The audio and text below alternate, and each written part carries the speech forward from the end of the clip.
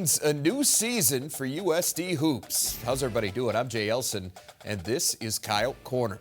The USD women finished 2015 strong, winning 9 of their last 10 non-conference games, a run which culminated with a December 22nd victory at Illinois. 9 days later, Amy Williams' team looked to avoid a holiday hangover as they tipped off the Summit League season against Denver. This was the first time in 3 seasons that USD got the chance to open league play at the Dakota Dome. Ty Heinert sparked the offense early. The Watertown native drills back-to-back threes to get the Coyotes on the board. Heinert would score 10 for the day. Denver dressed just 7 players on Friday, but they hung tough early thanks to Paige Bradley. The senior sharpshooter was feeling it from outside, hits the deep three there, and later, coming off the screen, pops it again. Pioneers down just 3 after 1. They're up 1 in the second when Kelly Stewart goes to work inside. 15, powers past Jordan Oak for 2, 26-25 Yotes. USD also got a solid contribution off the bench from Kate Liveringhouse. The sophomore showing some handles off the steal. Takes it all the way in for the bump and the bucket. Liveringhouse put up 9 of her 11 points in the first half. But Bradley did her best to keep the Coyotes close. Time winding down in the half. She lets it fly from half court, and it goes. Have another look. Bradley 5 for 5 from downtown in that first half, and that was one of them. USD, though, still up 3 at the break.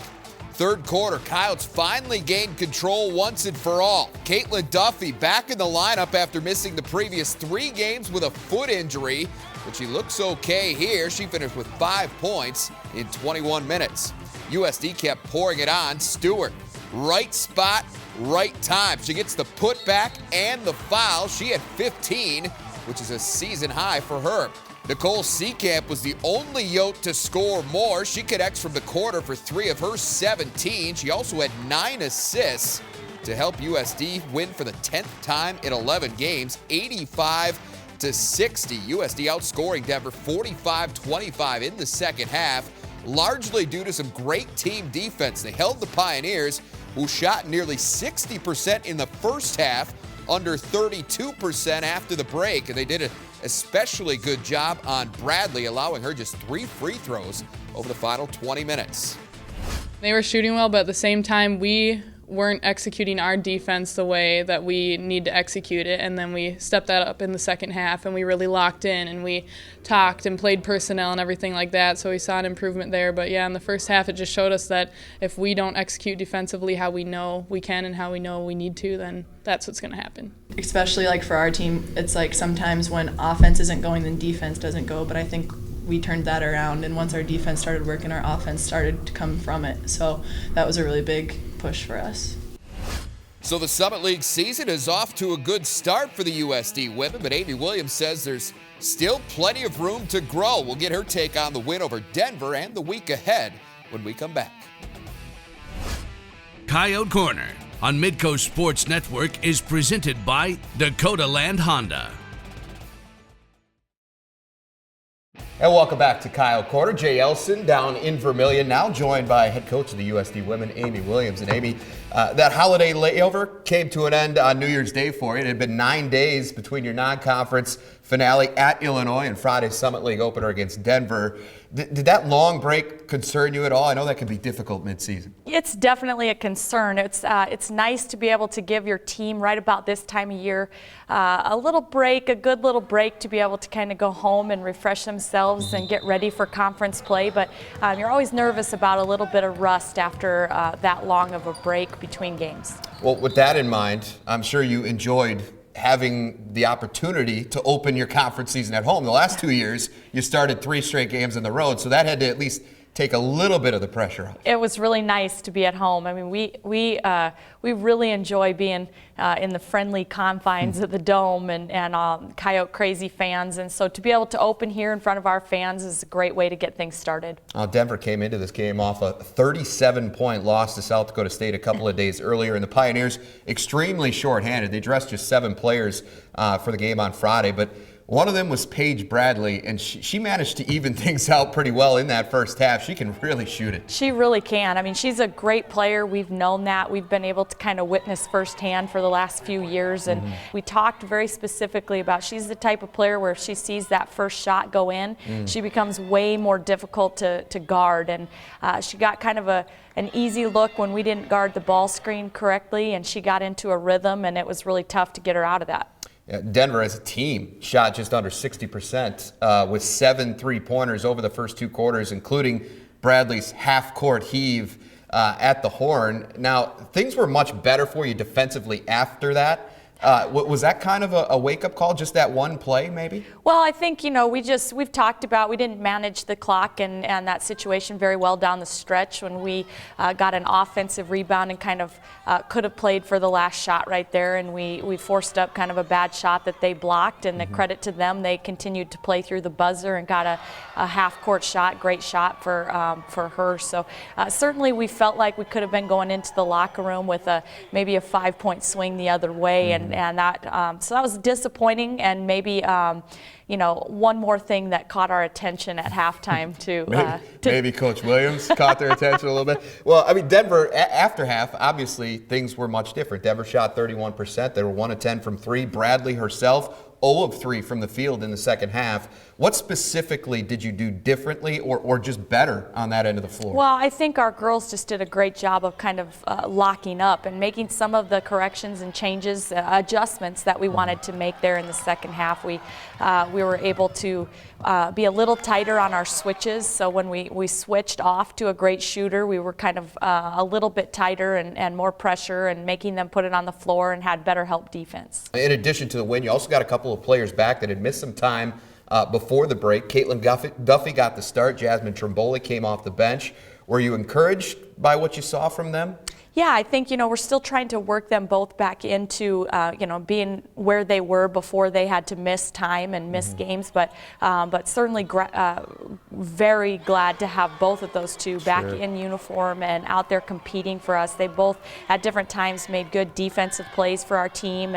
And I think just having them out there gives the rest of our team some confidence. Stay at home, short-lived. Looking ahead to this week, 2 games on the schedule. At Oral Roberts on Wednesday before hosting Omaha on Saturday. The Golden Eagles coming off a big win for them at IUPUI over the weekend, while the Mavericks won their first 2 league games against NDSU and Western Illinois. Yeah, I mean, 2 very hot teams right now, I think, and not only, Oral Roberts, a big road win at IUPUI, and they had, won a really tough non-conference game at Kansas, here recently, and so they're playing with a lot of confidence, and it'll be a tough place to go get a win. All right, well, good luck to you this weekend, and keep things rolling in the Summit League. Thanks, Jay. All right, thanks, Amy. Well, the Coyote men closed 2015 in thrilling fashion against Florida Gulf Coast. We'll recap that and the start of their Summit League season next. Coyote Corner on Midco Sports Network is presented by Dakota Land Honda. And welcome back. Well, the USD men encountered their most difficult 4-game swing of the season over the final 2 weeks of December. After starting with a quality double overtime win at Milwaukee, the Coyotes dropped consecutive lopsided decisions at Illinois and UNLV. From there, Craig Smith and company circled back to Sioux Falls in the Sanford Pentagon for their final Summit League tune-up against Florida Gulf Coast. The Coyotes took on Dunk City just 3 days after Christmas, but there was no sign of holiday rust, especially from Casey Kasperbauer. Despite Florida Gulf Coast boasting the best 3-point defense in the nation, the senior would hit 5 triples in the opening minutes of the first half to help put South Dakota in front early. Kasperbauer would rack up 19 points over the first 20 minutes, and that scoring burst, combined with great team defense, would lift the Yotes to a 13-point halftime lead. The Eagles would charge back in the second, though. FGCU's leading scorer, Mark-Eddie Norelia, gets it going with 12 of his 20 points coming in the second frame, and so would Christian Terrell. The sophomore pours in 20 points, gets 4 steals over the final 20 minutes to help the visitors go on a 20-5 run and take their first lead of the game, 53-52, with 8 minutes remaining. Coyotes hang tough, though. Trey Burnett would come up big with a series of buckets late, including the old-fashioned three-point play with 30 seconds left. That would send the game to overtime. In that extra frame, though, it was all about DJ Davis. The sophomore gets the bucket here to push the Coyote lead to 4 in the final minute. Then moments later comes up with the steal and the lay-in.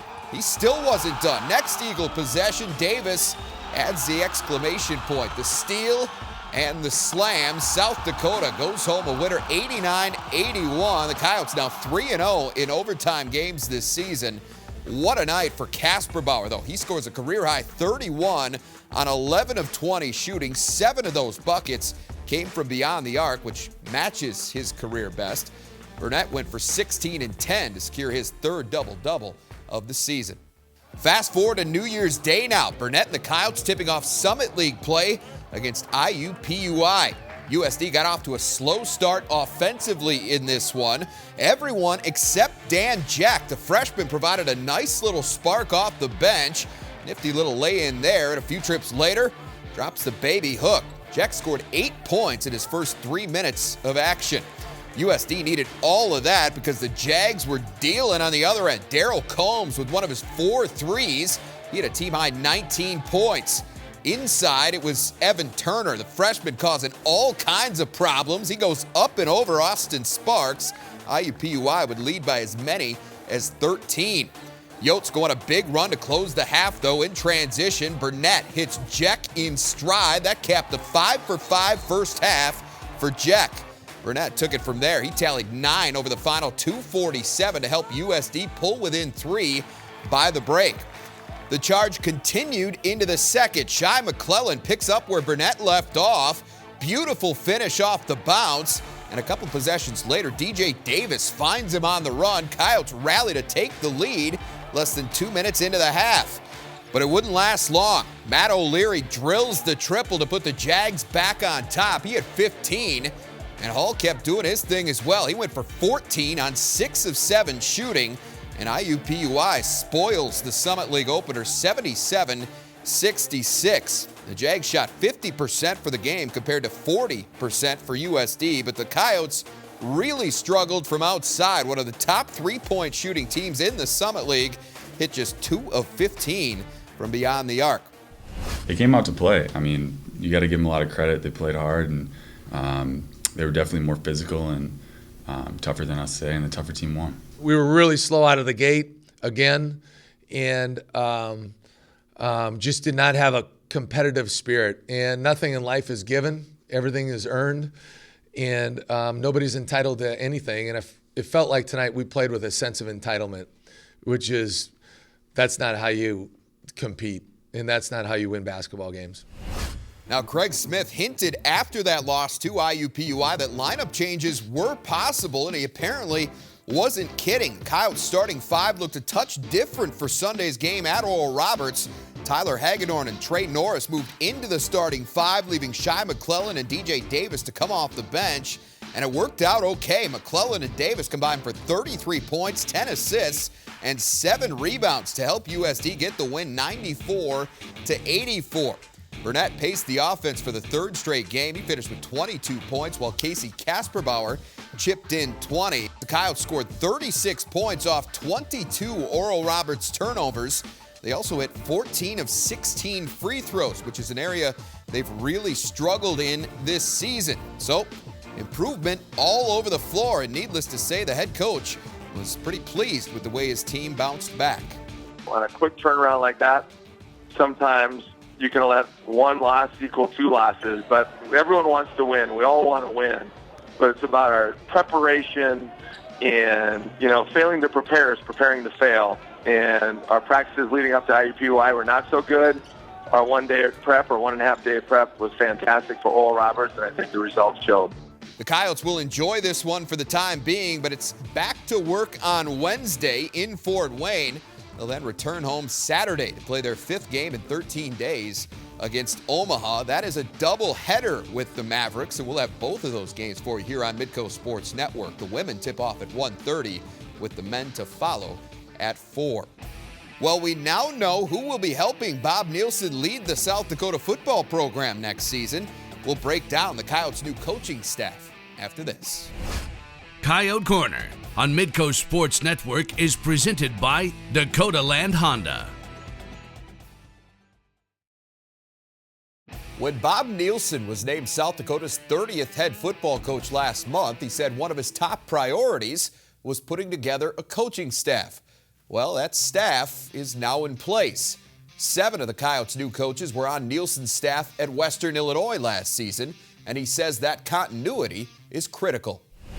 Having guys that understand what my expectations are as a head coach and guys that I've worked with is going to give us a jump start on moving forward with the good foundation that we have here. Now, Nielson did retain 3 members of USD's 2015 staff. Matthew Middleton will continue in his role as wide receivers coach, which he has held since 2013.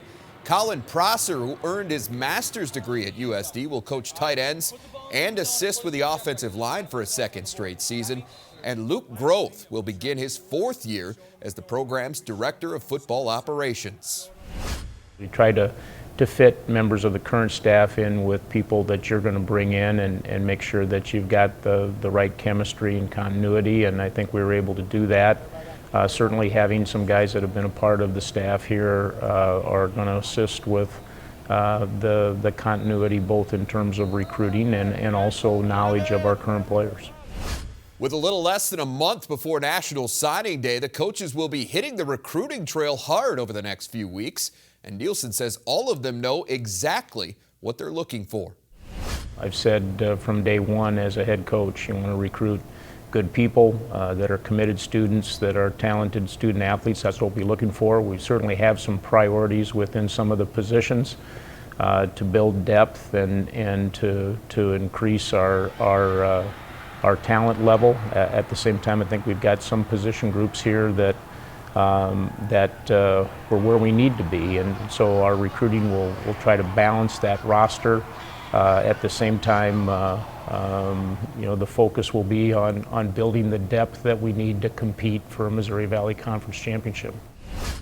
The hiring of Bob Nielson was one of several key moments for USD Athletics in 2015. We'll wrap things up with a look back at the best of the best after this. Coyote Corner on Midco Sports Network is presented by Dakota Land Honda. We may have already rung in the new year, but before we completely close the book on 2015, let's look back at some of the best moments in University of South Dakota athletics from the past 12 months. For the details, here's Alex Heinert.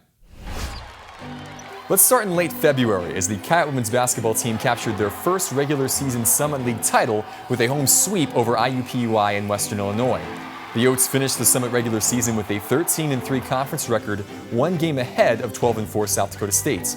Nicole Seekamp and Rachel Contreras earned first-team All-Conference honors, while Amy Williams was named the Summit's Coach of the Year. A month later, USD hurdler Tyvaski Lewin made history by finishing 8th at the NCAA Indoor Track and Field Championships in Fayetteville, Arkansas, becoming the first USD male athlete to earn first-team All-American status in the Division I era.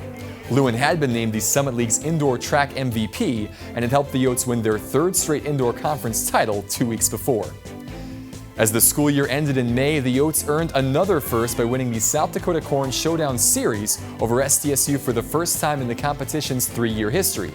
The 14-13 win stemmed from Coyote victories over State on the court, the field, and the track, along with excellence in the classroom. Fast forward to October and the Fargo Dome, where USD pulled off the upset of the year at the FCS level, defeating the 4-time defending national champion Bison 24-21 on a 33-yard field goal from Miles Bergner with no time remaining. The win snapped NDSU's 26-game home winning streak and doubled as the Coyotes' first win in Fargo since 1978. 2 weeks later on Halloween Day in Brookings, the Coyote women's cross-country team would take the headlines as they would earn their 2nd straight Summit League Conference title by placing 5 runners in the top 13. Led by meet runner-up Amber Eichhorn and fellow All-Conference seniors Kelsey Barrett and Katie Wetstein, USD would take the title with 38 points, 8 more than 2nd place South Dakota State. The month of November was all about Joe Glenn. The legendary head football coach earned his 200th career win with a come-from-behind effort against Southern Illinois to keep USD in the playoff conversation. When the season ended 2 weeks later, Joe Glenn would call it a career, retiring after 28 seasons as a head coach at the age of 66. We plan to grow older, here in beautiful Vermilion, South Dakota, and we won't miss a game. Go Yotes. Thank you. On December 5th, the USD men's hoops team pulled off a road stunner of their own by defeating Minnesota in double overtime for the program's first win against a Power 5 school in the D1 era. The 85-81 Coyote victory snapped a 47-game home winning streak for the Gophers against non-conference opposition, the second longest in the country. 10 days later, the wait for the next man to lead USD football was ended, as on December 15th, former Western Illinois and Minnesota Duluth coach Bob Nielson was appointed as the 30th head coach in the football program's history. In 3 seasons at Western, Nielsen had taken the Leather Necks from a team at the bottom of the conference to an FCS playoff victory this past season, a big reason he was named the 2015 Missouri Valley Coach of the Year. Well, it's been a great year in Coyote Athletics, and there's much to suggest that 2016 could be even better. A few things to look forward to include USD hosting the Summit League Outdoor Track and Field Championships this May, as well as the opening of the Sports Performance Enhancement Complex for play next fall and winter for volleyball and basketball, Jay. Yeah, I think it's safe to say that we are all looking forward to that. Thanks, Alex. All right, that's our time for this week. For Alex Heinert, I am Jay Elsen. We'll see you back here next week for another episode of Coyote Corner.